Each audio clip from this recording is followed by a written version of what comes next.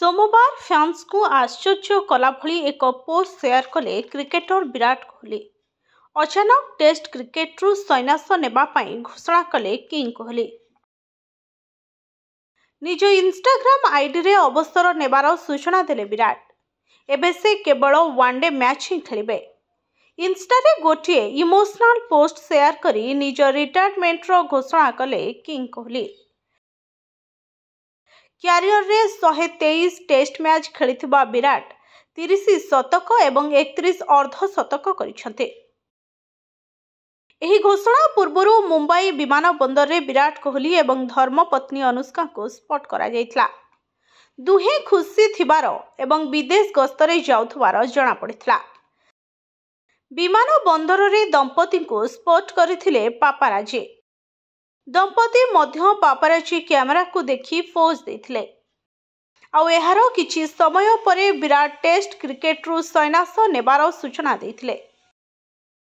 तेबे दंपति को एही फोटो को देखि प्रशासक एबे विराट को टेस्ट क्रिकेट छाड़िबार कारण पचारछन्ते। केही कहउचन्ते सन्यास नेबा परे छुट्टी रे बाहरिले कि कोहली कपल ना लंडन स्थित घर को जिबे। तेबे रोहित शर्मा को परे अवसर घोषणा कले विराट।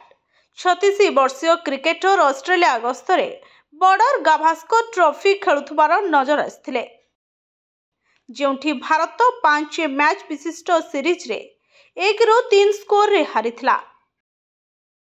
विराट को टेस्ट डेब्यू जून 2011 रे वेस्टइंडीज विपक्ष रे होइथिला। कोहली सेतबेले प्रथम पाली रे 4 एवं द्वितीय पाली रे 15 रन करथिले। अन्य पक्षरे किंग कोहली अंतिम टेस्ट ऑस्ट्रेलिया विपक्ष रे सिडनी रे खेलिथिले, जहा 2025 जनवरी मासरे खेला जायथिला। एही अंतिम मैच रे कोहली प्रथम पाली रे 17 एवं द्वितीय पाली रे 6 रन करथिले। तेबे वर्तमान 14 वर्षर टेस्ट कैरियर को बाय बाय कहछन्ते किंग कोहली। टेस्ट रे 123 मैच खेली 9230 रन करिसंती Virat. Bureau report, SDTV Odia.